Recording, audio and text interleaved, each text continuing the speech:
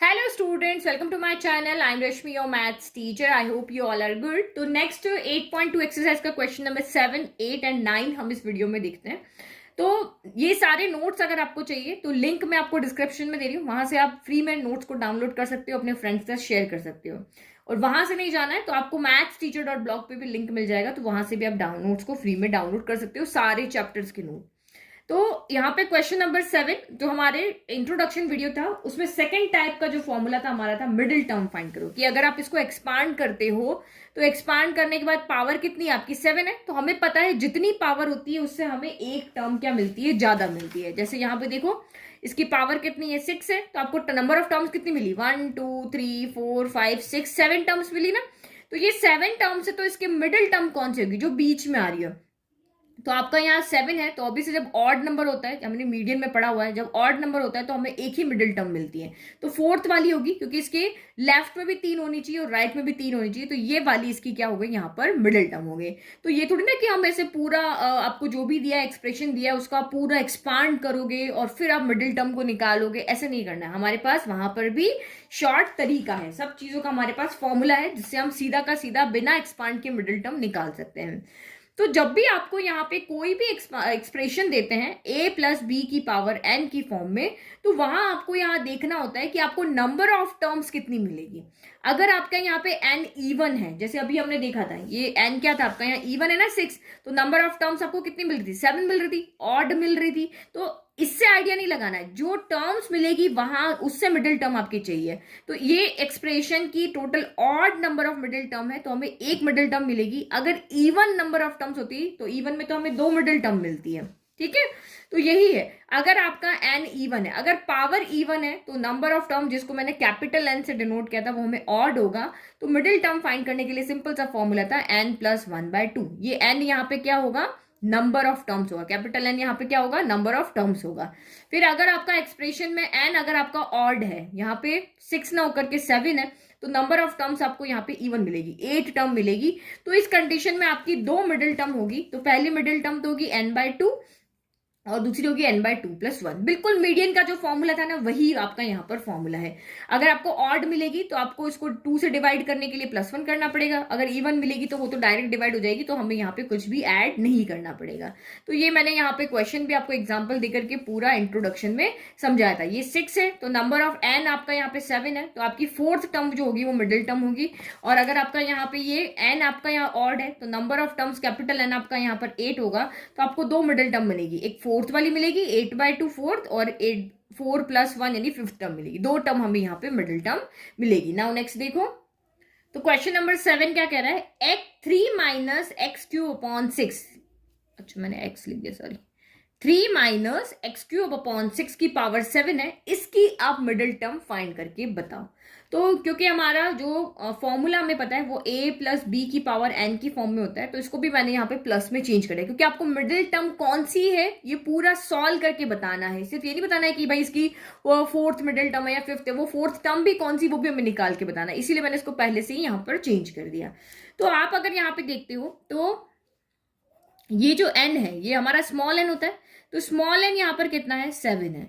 तो इसका मतलब स्मॉल n मतलब जो पावर है, और कैपिटल n यहाँ पे क्या है, नंबर ऑफ टर्म्स. यानी कि जब आप इसको एक्सपांड करोगे तो नंबर ऑफ टर्म्स कितनी आएगी, तो इसमें एक ऐड कर दो, 7 + 1 यानी कितनी आ रही है 8 आ रही है. तो ये तो आपका यहाँ पर ऑड है, लेकिन हमें इससे कोई मतलब नहीं, हमें इससे मतलब है. तो ये आपका यहाँ पर कितना आ रहा है, इवन आ रहा है. तो मैंने अभी आपको कहा था अगर इवन नंबर ऑफ टर्म्स है तो हमें 2 मिडिल टर्म मिलेगी. क्यों, यहाँ पे देखो ये फर्स्ट टर्म, फिर सेकंड टर्म, फिर थर्ड टर्म, फिर फोर्थ टर्म, फिर फिफ्थ टर्म, फिर सिक्स टर्म, फिर 7 टर्म, फिर 8 टर्म.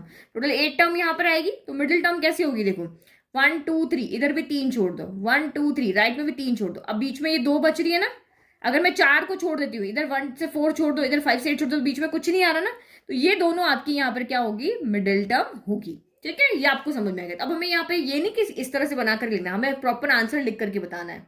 तो हम ऐसे लिखेंगे, here n is even. n कौन, नंबर ऑफ टर्म्स जो आएगी इसके एक्सपांशन में वो इवन नंबर ऑफ टर्म्स आएगी. तो there are 2 middle terms, even आएगी तो हमें 2 मिडिल टर्म्स मिलेगी. तो फर्स्ट मिडिल टर्म हम n/2 से फाइंड करेंगे, सेकंड मिडिल टर्म हम n/2 + 1 से फाइंड करेंगे.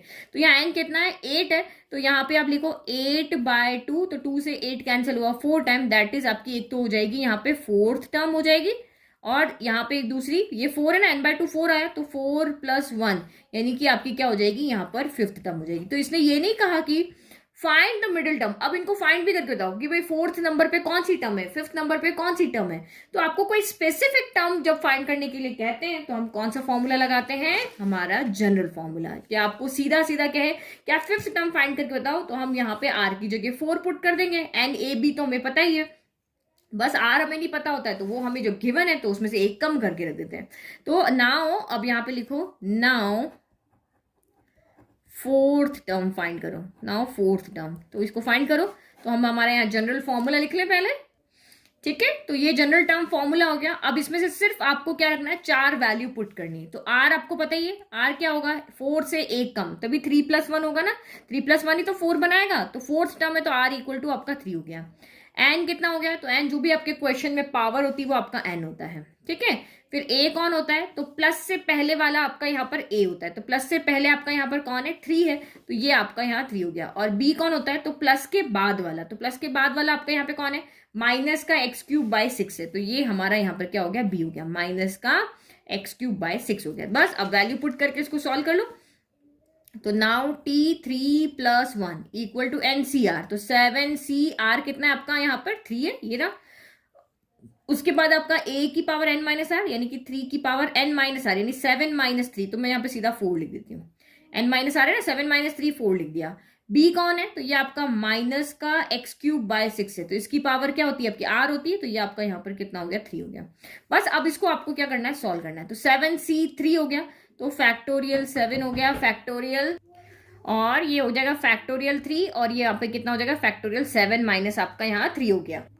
नाउ अब ये कितना हो गया आपका 3⁴ एज इट इज है। अब यहाँ पे फिर से हमें इसको क्या करना पड़ेगा, अलग अलग करना पड़ेगा तभी सॉल्व कर पाएंगे। पहले माइनस को अलग किया इस तरह से, देखो फिर से मैंने आपको अभी क्वेश्चन 5 6 में समझाया था, माइनस का x³ / 6 है, तो इसमें माइनस अलग है, x³ अलग है, इसको x³ × 1 कर दो, तो ये आपका यहाँ पे 1/6 अलग है, इस तरह से, ठीक है। तो सबके लिए हम डिफरेंट पावर को सेपरेट कर देंगे, इसके साथ इसका अलग अलग लगा देंगे। तो ये आपका यहाँ पर कितना हो जाएगा, x³ की पावर भी हमने 3 कर दिया, और ये 1/6 की पावर भी हमने यहाँ पे 3 कर दिया। तो अब इसको सॉल्व करो, फैक्टोरियल 7 - 3 कितना होता है, 4 होता है ना, तो इसको सॉल्व कर दो, 7 × 6 × 5 × ये हो गया फैक्टोरियल 4 हो गया। फिर ये आपका फैक्टोरियल 3, तो 3 × 2 × 1 हो गया, और ये आपका फैक्टोरियल यहाँ पर 4 हो गया। फिर जो जो हम यहाँ सॉल्व कर सकते हैं वो कर देते हैं। तो 3⁴ अभी इसको हम यही रखते हैं, ये यहाँ से कैंसिल हो सकता है। और ये -1 की पावर 3 है, तो ये आपका ऑड नंबर है, तो ये -1 ही रहेगा। और ये 3 3 कितना हो जाएगा, तो ये 3 3 आपका यहाँ पर 9 हो जाएगा। और ये 1 की पावर 3 हो जाएगा, तो 1 की पावर 3 आपका 1 ही रहेगा। और ये 6 की पावर कितना हो जाएगा, 3 हो जाएगा, तो ये 6 की पावर यहाँ 3 हो जाएगा। अब देखो इसको हम फिर से यहाँ पे लिखेंगे, 6 है ना, 6 को आप यहाँ पे क्या लिख सकते हो, 3 × 2 लिख सकते हो, 6 को 3 × 2 लिख सकते हो। अब ये पावर है, तो इधर पावर आएगी, तो आपकी यहाँ पर इधर भी पावर आएगी, तो यहाँ भी हम पावर को सेपरेट कर सकते हैं। अंदर मल्टीप्लाई का साइन होता है ना, तो पावर सेपरेट कर सकते हैं, 3⁴ × 2⁴ ऐसे सेपरेट कर सकते हैं। तो यहाँ हम ऐसे लिख देंगे, तो ये चीज हमारी यहाँ से क्या हो जाएगी, कैंसिल हो जाएगी। तो ये आपको समझ में आ गया, ये 4 से 4 कैंसिल हो गया, 3 2 6 से ये हो गया, 7 5 आपका कितना आ गया, 35 आ गया। ये माइनस के साइन को हम सबसे आगे ले लेते हैं। फिर आपका यहाँ पे x⁻9 में कुछ नहीं करना, ये x⁻9 एज इट इज रह गया। फिर आपका ये 3⁴ है, और हमने 6⁻3 को हम यहाँ क्या लिख सकते हैं, 3⁻3 × 2⁻3 लिख सकते हैं। तो 3⁻3 से ये आपका कैंसिल होगा, तो एक 3 बच जाएगा। भाई जब मल्टीप्लाई में पावर ऐड होती है, डिवाइड में पावर सब्ट्रैक्ट होती है, तो 4 - 3 1 3 यहाँ पे बच गया। तो इसको आप बस सॉल्व कर लो, तो ये माइनस हो गया 35 × 3, तो 5 3 15 का 5 हो गया, कैरी 1, तो ये आपका 9 और 1 10 हो गया। तो 105/2⁻3 कितना है, तो 8 है, और x पावर कितना है, 9 है। तो इसका मतलब आपकी यहाँ पे फोर्थ टर्म कितनी हो गई है, -105 / 8 x⁻9, ये आपकी यहाँ पे हो गई है फोर्थ टर्म हो गई है, ठीक है। अब ऐसे ही हमें फिफ्थ टर्म निकालनी, तो वो भी हम यहाँ पे निकाल लेते हैं। तो नाउ फिफ्थ टर्म, अब फिफ्थ टर्म के लिए सेम यही फॉर्मूला लेना है, एन आपका वही का वही रहेगा जो इस क्वेश्चन की पावर थी। क्वेश्चन की पावर कितनी है, 7 है, तो ये आपका यहाँ पर 7 रहेगा। ए वही रहेगा, ए इक्वल टू आपका यहाँ पे कितना है 3 है, बी आपका जो था वही रहेगा, माइनस का एक्स क्यूब बाय 6 ही रहेगा, लेकिन आर आपका चेंज जाएगा। फिफ्थ टर्म कहा ना तो आर इक्वल टू 4 हो जाएगा, फोर्थ टर्म कहा तो आर इक्वल टू 3 था, इससे एक कम। तो अब आप यहाँ वैल्यू पुट करो, टी आर प्लस 1 यानी 4 plus 1 equal to N C R, तो 7c4 हो गया। ए यानी कि 3 की पावर एन माइनस आर होता है ना, तो 7 माइनस 4, तो सीधा का सीधा मैं यहाँ पे 3 कर देती हूँ, ये एन माइनस आर है ना, एन माइनस आर, तो ये 7 माइनस 4 3 हो गया। और b की पावर r होता है यानी कि माइनस एक्स क्यूब अपॉन 6 की पावर r, यानी कि ये 4 हो गया। बस अब इसको आपको क्या करना है, यहाँ पे सॉल्व करना है। तो ये हो गया फैक्टोरियल 7 फैक्टोरियल 4 फैक्टोरियल 7 माइनस 4 हो गया, और ये आपका यहाँ पर क्या हो गया 3 का क्यूब हो गया। फिर यहाँ पे वही तीन चीज अलग जाएगी, माइनस का 1 अलग जाएगा, -1 की पावर 4 अलग जाएगी, फिर एक्स क्यूब की पावर 4 अलग जाएगी, और 1/6 की पावर यहाँ पर 4 अलग जाएगी। ये तो बिल्कुल वैसे ही जैसे हम पहले कर रहे थे। तो ये 4 सबसे बड़ा आएगा, 7 माइनस 4 तो 3 होगा, तो 3 ने ये बड़ा, तो उतना ही तक ओपन करेंगे, 7 इंटू 6 इंटू 5 इंटू फैक्टोरियल 4 हो गया, डिवाइडेड बाय फैक्टोरियल 4, और ये हम खोल लेते हैं 3 इंटू 2 इंटू 1 हो गया, इंटू ये आपका 3 का क्यूब हो गया, और नेगेटिव की पावर 4 है, इवन नंबर है, तो ये आपका प्लस हो जाएगा, तो इसको लिखने की जरूरत नहीं है। एक्स की पावर 4 3 ये मैं यहाँ पे पेंसिल से लिख देती हूँ, ताकि आप कभी नोट्स भी देखो ना तो आपको समझ में आए, ये आपका +1 हो जाएगा, ठीक है, ये यहाँ पे लिख दिया। 4 3 ये कितना हो गया 12 हो गया, इंटू 1/6 की पावर भी यहाँ पे 4 है, तो 1 की पावर 4 तो 1 ही होता है, और ये आपका 6 की पावर क्या हो गया यहाँ पर 4 हो गया। अब इसको सॉल्व करो, 4 से आपका 4 कैंसिल, 3 2 6 से ये 6 कैंसिल, तो 7 5 तो 7 5 यहाँ पर कितना आया 35 आया। अब इसको यहाँ पे कैंसिल करते हैं, ये 3 की पावर 3 है, ये x की पावर यहाँ पे क्या है 12 है। अब 6 को जैसे मैंने पहले एक्सप्लेन किया वैसे ही आपको कर रही हूँ। हम 6 को यहाँ पे क्या लिख सकते हैं 3 इंटू 2 लिख सकते हैं, 6 को 3 इंटू 2 लिख सकते हैं। अब मैंने यहाँ पावर लगाई तो इधर भी पावर लगानी पड़ेगी, 3 इंटू 2 की पावर 4, तो इसका मतलब ये किसके इक्वल हो गया 3 पावर 4 इंटू 2 पावर 4 के इक्वल हो गया ये। तो बस इसको यहाँ पे लिख दो 1/3 की पावर 4 इंटू 2 की पावर 4 हो गया। तो ये 3 की पावर 4 ये इससे कैंसिल हो जाएगा, यहाँ पे एक आपका 3 बच जाएगा। तो क्या क्या सॉल्व हो रहा है यहाँ पे 35 x पावर 12 ऊपर बच रहा है, और नीचे क्या बच रहा है 2 पावर 4 क्या होता है 16 होता है, 16 इंटू 3 तो 48 होता है। तो इसका मतलब यहाँ पे आपका T5 यानी फिफ्थ टर्म आपकी कितनी आ रही है 35/48 x पावर 12, ये आपकी यहाँ पर क्या आ रही है फिफ्थ टर्म आ रही है। तो ये हमारी यहाँ पे फोर्थ टर्म है, और ये यहाँ पे हमारी फिफ्थ टर्म है। तो इस तरह से आपका क्वेश्चन ये एग्जाम में 3 मार्क्स के क्वेश्चन में आपका आ सकता है, या 2 मार्क्स में आ सकता है, ठीक है। तो ये इस तरह से हमने यहाँ पे क्या कहा, पहले इसकी मिडिल टर्म कौन कौन सी थी वो हमने बताई कि भाई फोर्थ टर्म होगी, फिफ्थ टर्म होगी, क्योंकि इवन नंबर ऑफ टर्म्स यहाँ पे थी। तो इसने पूछा कि वो टर्म कौन सी होगी, तो हमने फोर्थ टर्म भी फाइंड करके बता दी और फिफ्थ टर्म भी फाइंड करके बता दी कि ये फोर्थ टर्म तो ये वाली होगी, मिडिल टर्म ये दोनों होगी, एक तो ये होगी और एक ये होगी। नाउ नेक्स्ट क्वेश्चन देखो जो भी इसी जैसा है। तो ये नेक्स्ट क्वेश्चन नंबर आपका 8 हो गया। अब इसमें भी आपको क्या फाइंड करनी है मिडिल टर्म फाइंड करनी है। तो मिडिल टर्म के लिए आपको यहाँ पे देखना पड़ेगा कि इसके एक्सपांशन में टोटल कितनी टर्म्स होगी। तो यहाँ पे हमें क्या करना है मिडिल टर्म फाइंड करनी है। तो सबसे पहले आपको यहाँ देखना है एन कितना है, तो एन आपका यहाँ पे 10 है। एन मीन्स की पावर ऑफ द एक्सप्रेशन, जो भी एक्सप्रेशन की पावर है। तो कैपिटल एन यानी क्या होता है नंबर ऑफ टर्म्स, ठीक है। बुक में नहीं लिखा हुआ है, बुक में इसे इजी एक्सप्लेन करने के लिए मैंने आपको यहाँ पे कैपिटल लिया है। तो नंबर ऑफ टर्म्स कितनी होगी, जितनी भी पावर है उससे हमेशा एक ज्यादा होती है, यानी कि n+1 यानी कि 10+1 यानी कि 11। तो 11 आपका यहाँ पर क्या है ऑड है। आपको नंबर ऑफ टर्म्स को देखना है, नंबर ऑफ टर्म्स आपके यहाँ पे ऑड है, दैट मीन्स आपको एक ही यहाँ पर क्या मिलेगी मिडिल टर्म मिलेगी। कैसे, तो यहाँ पे देखो 1 + 2 + 3 + 4 + 5 + 6 + 7 + 8 + 9 + 10 + 11। तो आप यहाँ पर देखो पहले की 5 छोड़ दो, बाद की 5 यहाँ पे छोड़ दो, तो ये जो सिक्स्थ ना टर्म होगी वो आपकी यहाँ पर क्या होगी मिडिल टर्म होगी। तो अभी हम कैलकुलेशन करेंगे ना तब भी आपकी यहाँ पर देखना आपका 6 ही यहाँ पर आएगा, ठीक है ना। तो ये तो मैंने आपको यहाँ पे एक्सप्लेन करने के लिए कहा है कि ये आपके इस तरह से अगर ऑड है तो हमने लेफ्ट में 5 छोड़ी राइट में 5 छोड़ी, तो मिडिल टर्म आपको यहाँ पर क्या मिल गई 6 मिल गई। और हमारे पास फॉर्मूला भी है इस मिडिल टर्म को निकालने के लिए कि जब ऑड आता है तो मिडिल टर्म फाइंड करने के लिए हम यहाँ पे क्या करते हैं n+1/2 यानी कि 11 + 1/2 ये हम यहाँ पे करते हैं।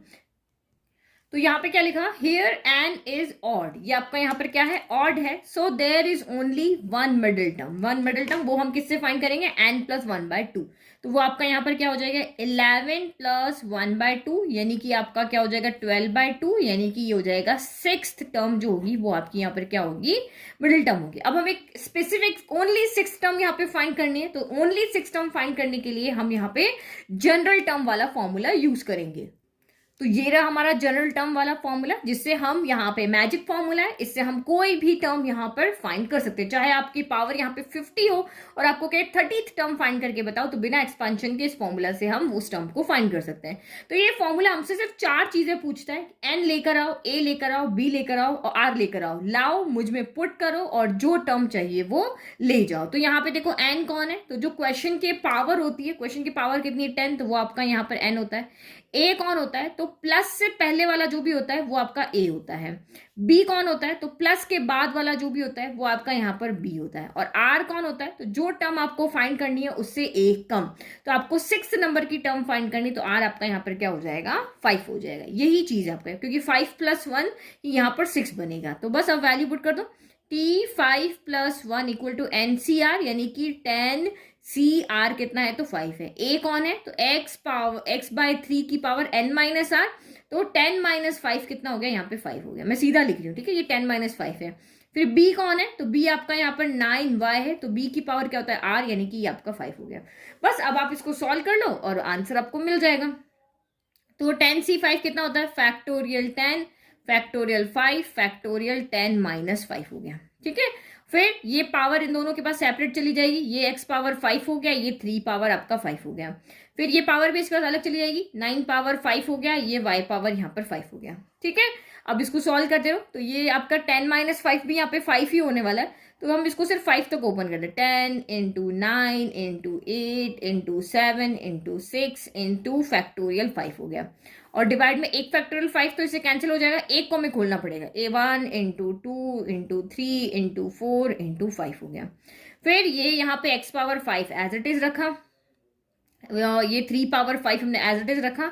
इस 9 पावर 5 को हम यहाँ पे चेंज कर सकते हैं, तो 9 को हम यहाँ पे क्या लिखते हैं, 3 × 3 लिखते हैं, यानी कि 9 यहाँ पर क्या हो गया, 3 का स्क्वायर हो गया।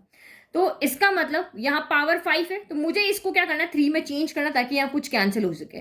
तो 9 को हम 3 × 3 यानी 9 को 3 का स्क्वायर लिख सकते हैं, तो 9 पावर 5 को 3 की फॉर्म में क्या लिखते हैं, तो इधर पावर 5 लगाया तो इधर भी पावर 5 हो जाएगा, तो 9 पावर 5 = क्या हो जाएगा, 3 पावर 5 × 2 10 हो जाएगा, यानी कि 9 पावर 5 को हम 3 पावर 10 की फॉर्म में लिख सकते हैं। तो ये मैंने यहाँ पे चेंज कर दिया, तो ये चेंज कर दो, तो ये आपका यहाँ पर कितना हो गया, 3 पावर 10 और ये y पावर 5 हो गया। अब जो जहां पे कैंसिल हो रहे हैं उसको हम यहाँ पे कैंसिल कर लेते हैं, फैक्टोरियल 5 से फैक्टोरियल 5 कैंसिल। स्मार्टली हम यहाँ पे सॉल्व करें, नहीं तो फिर आपके पास सिंपल तरीका है कि ऊपर आप यहाँ पे इस तरह से इसको लिखो, ये 9 पावर 5 इसको 9 × 9 × 9 × 9 × 9 करके लिखो, और नीचे 3 पावर 5 इसको 3 × 3 × 3 × 3 × 3 करके लिखो, या तो ऐसे करके लिखो या फिर ऐसे स्मार्टली आप इसको सॉल्व कर लो, ठीक है। तो ये हो गया। अब आप यहाँ पे देखो क्या क्या यहाँ पे कैंसिल करो, 4 × 2 = 8 होता है, 8 आपका कैंसिल हो गया। 5 की तरह 15 तो यहाँ है नहीं, 3 की टेबल में 6 कैंसिल हो गया 2 टाइम, 5 की टेबल में आपका 10 कैंसिल हो गया 2 टाइम। तो यहाँ पे कितना बचा आपका, 2 × 9 × आपका 7 × 2 बचा, ये यहाँ पे आपका सिर्फ इतना सा बचा, ठीक है। एक सेकेंड रुको, 3 × 2 = 6 किया था, सब कुछ सही है, यस, यहाँ पे आपका सब कुछ राइट है। फिर आपका x पावर 5 यहाँ पे हो गया इंटू y पावर 5 यहाँ पे हो गया। अब ये जब पावर इस तरह से ऊपर नीचे होती है ना, तो वो यहाँ पे सब्ट्रैक्ट होती है। ऊपर 3 पावर 10 है, नीचे 3 पावर 5 है, तो इसको हम यहाँ पे क्या लिख सकते हैं, 3 पावर 10 - 5। ये नीचे से ऊपर गया ना, तो ये नेगेटिव हो जाएगा, तो 10 में से 5 गया तो 5 बचा, यानी कि यहाँ पे आपका डिनोमिनेटर में कितना बच रहा है, तो डिनोमिनेटर में सॉरी न्यूमरेटर में ऊपर बढ़ा है ना, तो ऊपर आपका यहाँ पे क्या बच रहा है, 3 पावर 5 बच रहा है। तो बस अब इन सबको मल्टीप्लाई करो, इनको जब आप मल्टीप्लाई करोगे, 9 × 2 = 18 × 7 × 2 = 14 × 3 पावर 5, 3 पावर 5 होता है 243, तो ये इंटू x पावर 5, ये हो गया आपका y पावर 5। तो जब इन तीनों को मल्टीप्लाई करोगे ना, तो आपका आंसर आ जाएगा 61236। तो ये तो आप खुद ही कर लोगे भाई, मल्टीप्लाई करना इतना कोई टफ काम थोड़ी ना। तो x पावर 5 y पावर 5, ये आपकी यहाँ पर कौन सी है, सिक्स्थ टर्म है, जो हमें यहाँ पर मिडिल टर्म फाइंड करने के लिए कहा था। तो hence middle term is this, six term is the middle term. सिर्फ आपको ये पूछे कौन सी मिडिल टर्म होगी, तो यहां तक आंसर है, लेकिन वो मिडिल टर्म भी आपको फाइंड करके दिखानी, तो आपको पूरा यहाँ पर सॉल्व करके दिखाना पड़ेगा। नाउ नेक्स्ट क्वेश्चन देखो, क्वेश्चन नंबर 9 देखो। इस वीडियो में लास्ट क्वेश्चन हम ये सॉल्व करने जा रहे हैं, बचे हुए 3 क्वेश्चन नेक्स्ट वीडियो में सॉल्व करेंगे, 10, 11, 12। तो क्वेश्चन क्या है, इन द एक्सपांशन ऑफ, यहां पे आपको एक्सपांशन किसका करना है, 1 प्लस ए की पावर m प्लस n का, कि अगर जब आप इसका एक्सपांशन कर रहे हो कि आपको प्रूव करना है कि a power m and a power n के जो कोफिशिएंट है वो यहाँ पे क्या है, इक्वल है। ठीक है, तो कोफिशिएंट निकालने वाले क्वेश्चन अभी हमने पहले भी किए, अभी जस्ट किए हमने कोफिशिएंट निकालने वाले क्वेश्चन 1, 2 किए थे। तो या तो आप इसका एक्सपांशन करो, लिखते जाओ, ढूंढो फिर वहां पे a पावर m कहाँ आ रहा है, a पावर n कहाँ आ रहा है, फिर उनके कोफिशिएंट निकालो और फिर उनको देखो कि ये इक्वल है या नहीं है। तो एक्सपांशन तो वैसे भी यहाँ पे नंबर नहीं है, तो बहुत लंबा जाना है, हमें नहीं पता वो कहाँ तक आपका जाएगा, तब आपको यहाँ पे मिलेगा। तो जब भी आपको इस तरह से, जब भी मैंने आपको वहां पे भी बताया था कि आपको कोफिशिएंट फाइंड करने के लिए कहे, या आपको जनरल टर्म फाइंड करने के लिए कहे, या आपको कोई specific fourth term, fifth term find करने के लिए कहे, हमेशा आप जनरल टर्म वाला फॉर्मूला ही लगाओ। तो जनरल टर्म वाला फॉर्मूला हमारा क्या है, ठीक है, तो ये हमने यहाँ पे जनरल टर्म का फॉर्मूला लिख दिया। तो ये बिल्कुल वैसा ही है, ये जनरल टर्म के फॉर्मूले में वही 4 चीज होती है, एन होता है, आर होता है, इसमें इस बार ए बी ने लिख के एक्स वाई लिया है क्योंकि क्वेश्चन में ए आपको यहाँ पे दिया हुआ है, अदरवाइज में क्या लिखती हो, ए की power N minus R, B की पावर आर लिखती हो ना, बट क्वेश्चन में ए है इसलिए मैंने इसको एक्स वाई में चेंज कर दिया है। तो यहाँ पर हमें एन पता है, आपको सिर्फ यहाँ पे वैल्यू पुट करना है। हम यहाँ पे जनरल टर्म लेकर के आते हैं जिसमें हमें आर नहीं पता, आर हम अपनी कंडीशन के अकॉर्डिंग पुट करेंगे कि वो ए पावर एम और ए पावर एन बन जाए, जिससे हमें कोफिशिएंट मिल जाए। तो आप यहाँ देखो एन कौन है, तो एन आपकी क्या होती है, पावर, तो एन इक्वल टू क्या है आपका एम प्लस एन है। ठीक है, तो ये थोड़ा समझ जाना कि ये जो पावर की हम बात कर रहे हैं यहाँ पर, यानी कि पावर कितनी आपकी एम प्लस एन है। फिर आपका x कौन है, तो प्लस से पहले वाली टर्म आपकी x होती है, और y कौन है, तो प्लस के बाद वाली टर्म आपकी यहाँ पर y होती है। प्लस के बाद वाली टर्म a है ना, ये आपकी y होगी। और r कौन है, ये हम डिसाइड करेंगे, अभी हमें नहीं पता कि कौन सी नंबर की टर्म पे आपका a पावर m आएगा। तो पहले हम लिख लें यहाँ पर, तो t r plus 1 equal to N C R, तो n आपका कितना है, m plus N C R की जगह r रखा। फिर x तो ये रखा 1 की पावर n माइनस आर, तो n कौन है आपका m प्लस n माइनस का r हो गया। फिर आपका y कौन है, तो y आपका यहाँ पर a है, a की पावर क्या हो गया, r हो गया। तो मैंने आपको पहले भी क्वेश्चन में बताया था कि 1 की पावर चाहे कुछ भी आ जाए वो हमेशा इक्वल क्या होगा, 1 होगा। 1 की पावर चाहे वेरिएबल हो, चाहे आपका 0 हो, चाहे 1 हो, कुछ भी हो जाए, वो हमेशा किसकी इक्वल होगा, यहाँ पर 1 के इक्वल होगा। तो इसका मतलब अब इस वाली टर्म को हम यहाँ से हटा देते हैं और सिर्फ जो हमारी फाइनल टर्म है वो हम लिख देते हैं, m plus N C R, A की पावर r लिखना है। तो अब इसने कहा कि आप a पावर m का कोफिशिएंट निकाल के बताओ। तो a पावर m कब होगा, जब r इक्वल टू m हो जाएगा, जब यहाँ पर when r equal to m होगा, तभी आपका a पावर r जो होगा वो a पावर m के इक्वल होगा। तो इसका मतलब आपको यहाँ देख करके ही समझ में आ गया कि हमें अगर a पावर m का कोफिशिएंट चाहिए, दैट मीन्स r की जगह पे क्या होना चाहिए, m होना चाहिए। तो बस आप यहाँ पे, आपको समझ में आ गया ना, तो आप यहाँ पे पुट कर दो, put r equal to m, r की जगह आप m पुट कर दो। कितना सिंपल क्वेश्चन हो गया कि जो चीज हमें चाहिए वो हम r की जगह पुट करके बना रहे हैं। तो t m plus 1 equal to क्या हो गया, m plus n C m a power m हो गया। तो अब इसने कहा कि इसका कोफिशिएंट निकाल के बताओ, तो a पावर m का कोफिशिएंट कौन हो गया, इसको छोड़ करके जो भी यहाँ पर है वो सारा इसका क्या हो गया, इसका कोफिशिएंट हो गया। तो a पावर m का कोफिशिएंट यहाँ पे कौन हो गया, तो m plus n C m हो गया। तो यहाँ पे लिख लेते हैं, now coefficient of a power m कौन है वो, तो ये है m plus N C m है। तो थोड़ा सा इसको सॉल्व कर लें, ठीक है, सॉल्व कर लें ताकि हमें आइडिया लग जाएगी आगे, या फिर आप सोचो कि यही कोफिशिएंट है, इसको यही छोड़ देते हैं। नाउ नेक्स्ट अब हमें क्या चाहिए, a पावर n का कोफिशिएंट चाहिए। तो अब आप r की जगह पे, ये तो आपका यहाँ पर क्या हो गया, केस 1 लिख लेते हैं, इसको केस 1 लिख लेते हैं। ठीक है, केस 1 यहाँ पे क्यों लिखा, क्योंकि आपने r की जगह इसको पुट किया, m पुट किया, ये वाले की वजह से। नाउ अब यहाँ पे हम लेते हैं केस 2, क्योंकि हमें आगे सॉल्व करने की जरूरत नहीं, इसी में आप यहाँ पे पुट करते जाओगे, आपको यहाँ पे आंसर मिलता जाएगा। अब a पावर n का कोफिशिएंट चाहिए, तो put r equal to n। r की जगह आप क्या पुट करोगे, अब n पुट करोगे इस वाले में। इस वाले के अंदर हम r equal to m put किया था, अब r की जगह हम क्या पुट कर रहे हैं, n पुट कर रहे हैं। तो ये आपका यहाँ पर क्या हो गया, t r plus 1 equal to r की जगह पे n पुट करें तो ये n हो जाएगा। ये आपका हो गया m plus n, c r की जगह n रखा और a की पावर n हो गया। तो यहाँ इस कंडीशन में भी कॉफिशिएंट आपका कौन हो गया, तो ये आपका a पावर n का कॉफिशिएंट हो गया। तो लिखो यहाँ पे, now coefficient of a power n, वो क्या हो जाएगा, यही m plus n c n हो गया। तो आपको क्या यहाँ पे शो करना है कि प्रूव दैट कि दोनों के कोफिशिएंट क्या है, इक्वल है। बट यहाँ पे अगर मैं देखती हूँ तो मुझे तो इक्वल नहीं दिख रहे।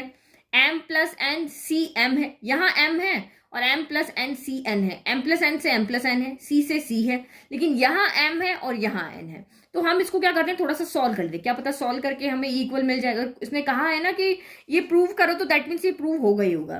तो एनसीआर का फॉर्मूला क्या होता है, फैक्टोरियल m प्लस n, ऊपर वाले का फैक्टोरियल, फिर नीचे वाले का फैक्टोरियल, और फिर दोनों के सब्ट्रैक्शन, यानी कि m plus n minus m, ये इसका फैक्टोरियल हो जाएगा। तो सॉल्व करो, यहाँ पे m से आपका m क्या हो जाएगा, कैंसिल हो जाएगा। तो ये क्या बचा आपका, फैक्टोरियल m प्लस n, फिर ये आपका हो गया फैक्टोरियल m हो गया और ये फैक्टोरियल n हो गया, यानी ये इसका सोल्यूशन आया। अब एज इट इज यहाँ पे भी सॉल्व करके देख लेते हैं। तो ऊपर वाले का फैक्टोरियल तो m प्लस n हो जाएगा, नीचे वाले का फैक्टोरियल फैक्टोरियल n हो जाएगा, और यहाँ पे सब्ट्रैक्शन ऊपर वाले का नीचे से था, m plus n minus n हो गया। तो प्लस n से माइनस n आपका कैंसिल हो गया, तो ये क्या हो गया आपका, factorial m plus n divided by factorial m बचा। तो ये तो दोनों इक्वल है, ऊपर फैक्टोरियल m प्लस n है तो यहाँ भी फैक्टोरियल m प्लस n है, यहाँ फैक्टोरियल m है, यहाँ n है, यहाँ है, और बीच में क्या है, यहाँ पे मल्टीप्लाई का साइन है। तो मल्टीप्लाई में तो ऑर्डर मैटर नहीं करता, 2 इंटू 3 करोगे तब भी 6 आएगा, और 3 इंटू 2 करोगे तब भी 6 आएगा। तो यहाँ पे लिख लो, hands from first and second. Okay, तो hands from first and second, देखो दोनों के लेफ्ट इक्वल है, ये वाला ये, अच्छा ये लेफ्ट है और ये राइट है, राइट इक्वल तो अभी से लेफ्ट भी इक्वल हो ही जाएंगे भाई, राइट तो ये इक्वल है ना दोनों, तो ये भी इक्वल हो जाएंगे। तो hands from first and second we have prove that coefficient of a power m and a power n are equal. तो ये इजी क्वेश्चन था, ऐसा कोई टफ नहीं था, लेकिन फॉर्मूला कहाँ पे यूज करना है, किस तरह से क्वेश्चन पूछ सकते हैं, वो आपको पहले से पता होना चाहिए कि इस फॉर्मूले से रिलेटेड हमें इस तरह के क्वेश्चन एग्जाम में आ सकते हैं। तो आई होप आपको इन क्वेश्चंस में कोई प्रॉब्लम नहीं हुई। अब बचे हुए 3 क्वेश्चन सॉल्व करेंगे नेक्स्ट वीडियो में। Thank you.